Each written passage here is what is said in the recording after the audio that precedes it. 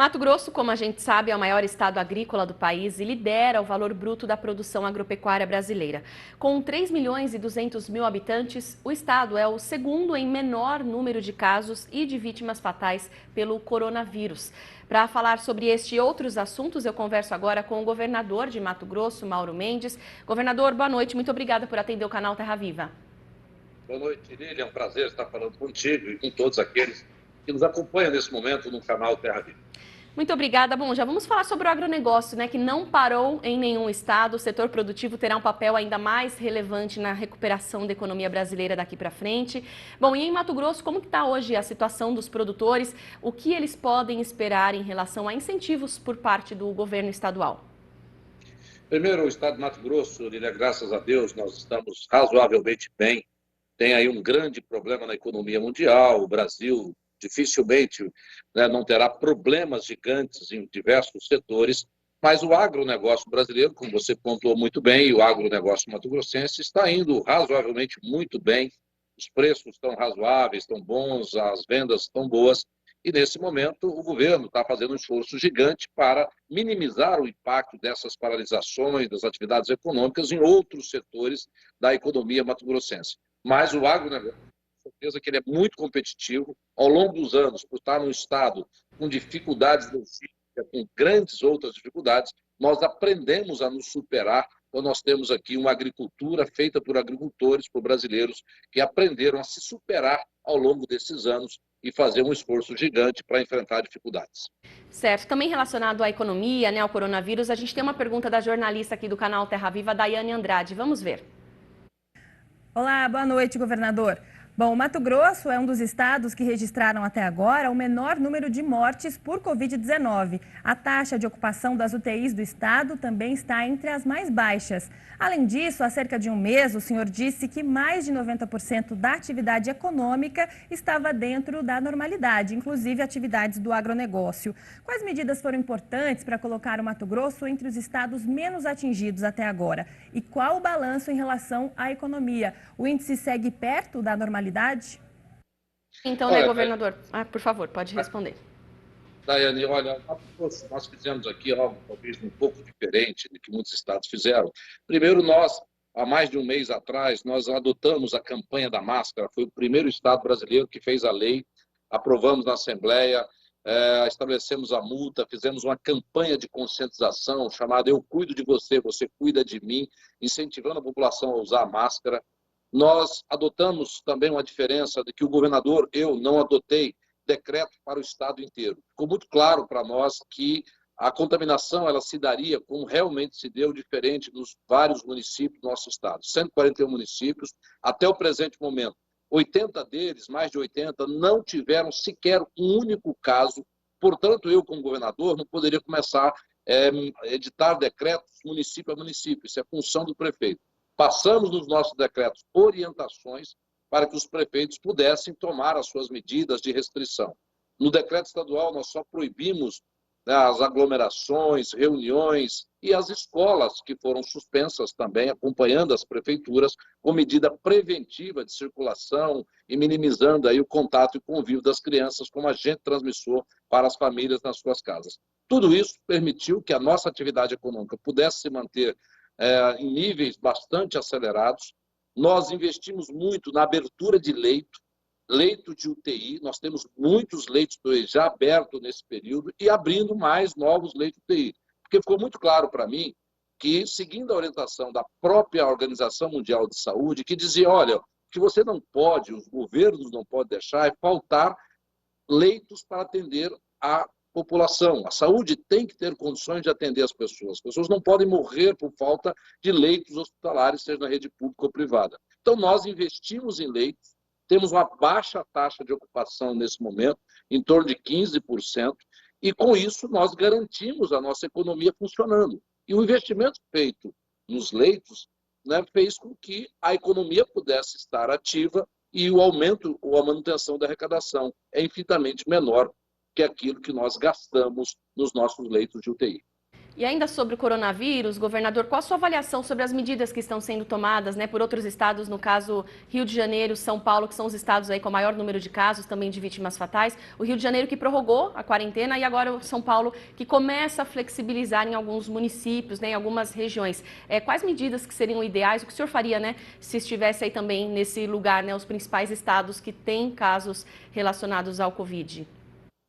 Olha, Lília e Daiane, eu não posso dizer o que faria se eu estivesse lá, porque eu estou aqui no Mato Grosso. Eu conheço bem a minha realidade, não conheço a realidade desses estados, então não quero aqui julgar se está certo ou não o que governador A, B ou C fez. São realidades diferentes, eu não quero criar nenhuma polêmica, já existe polêmica demais nesse país, muita gente criando polêmica, então eu, como governador, estou focado no trabalho, cuidar da saúde, cuidar das nossas atividades econômicas. Hoje o governo de Mato Grosso está um nível de obra muito grande no interior do estado, obra de asfalto novo, de pontes, na área de infraestrutura, na área de saúde. Na saúde, por exemplo, nós fizemos uma estratégia aqui totalmente diferente que a maioria dos estados estão fazendo. Ao invés de construir um hospital de campanha, eu peguei um pequeno hospital aqui, que tinha 68 leitos, e construí 210 leitos definitivos em 45 dias.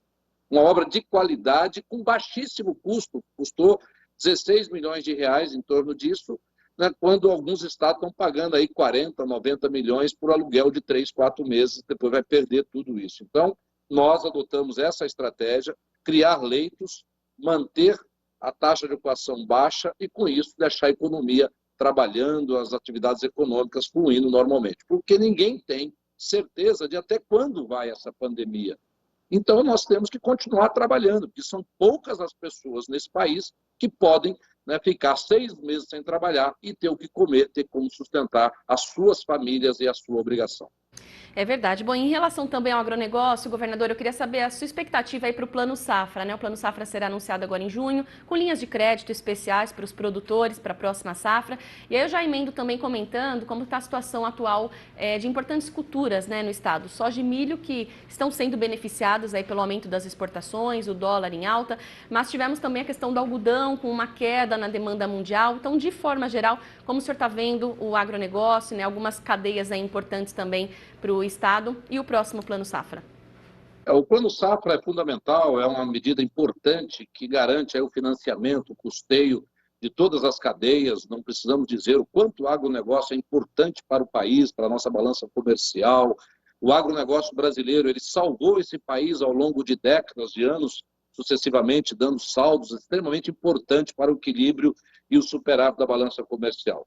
Soja e milho está muito bom, o preço está bom, acho que o resultado está sendo positivo, a nossa produtividade nos campos de Mato Grosso ela tem se mantido numa crescente ao longo dos últimos anos. Isso é fruto da competência, do trabalho, da tecnologia, né, de milhares de produtores e de pessoas que estão envolvidos nesse campo aqui no nosso estado.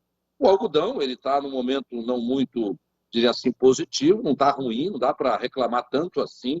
Agora, o algodão, nos últimos 15 anos, 10, 15 anos, ele foi espetacular, foi sensacional, foi maravilhoso. Talvez ele não esteja tão maravilhoso como já foi. Então, eu acho que esse segmento, ele é poucas pessoas. Nós temos aqui no estado, que é o maior produtor brasileiro de algodão, em torno de 300 propriedades, 300 CPF, CNPJ plantando algodão. Então, é um número menor, enquanto na soja do milho você tem muito mais, você tem dezenas de milhares de pessoas trabalhando nessas culturas. Eu acredito que eles vão se reinventar, vão ter competência e capacidade, como sempre tiveram, para superar esse momento difícil. Tá certo. Bom, a gente tem mais uma pergunta aqui também de um outro apresentador do canal Terra Viva, gerente aqui de jornalismo, Márcio Fernandes. Vamos conferir, governador. Olá, governador. Obrigado por conversar conosco aqui no Terra Viva. Eu tenho 2 perguntas. Como o senhor pretende resolver os problemas logísticos aí do seu estado?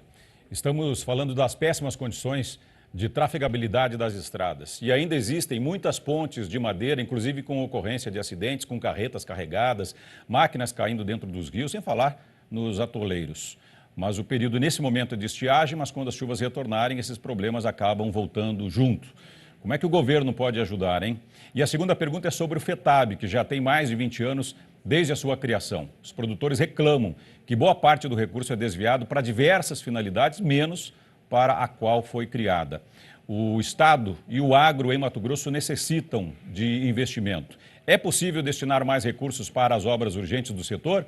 Como resolver esse assunto, governador, sem deixar nenhum setor prejudicado em detrimento do outro? Olha, Márcio, se fala, uma parte que você fala é verdade, porém, a logística do estado do Mato Grosso não está esse caos que você desenhou aí, não. Tem problemas? Claro que tem. Nós temos aí quase 25 mil quilômetros de estradas de chão no estado, 8 mil quilômetros de rodovias estaduais asfaltadas. Quando nós entramos aqui em janeiro do ano passado, Márcio, nós pegamos um estado que estava com 13º atrasado, folha atrasado, devendo 11 meses no repasse obrigatório para a saúde pública, quase 500 obras paralisadas, metade das viaturas da Polícia Militar estava fora de circulação por falta de pagamento. Nós tínhamos um caos econômico instalado nas finanças do Estado. Tivemos que fazer duros enfrentamentos para todas as áreas, para o agronegócio, para a indústria, para o comércio, para o servidor público.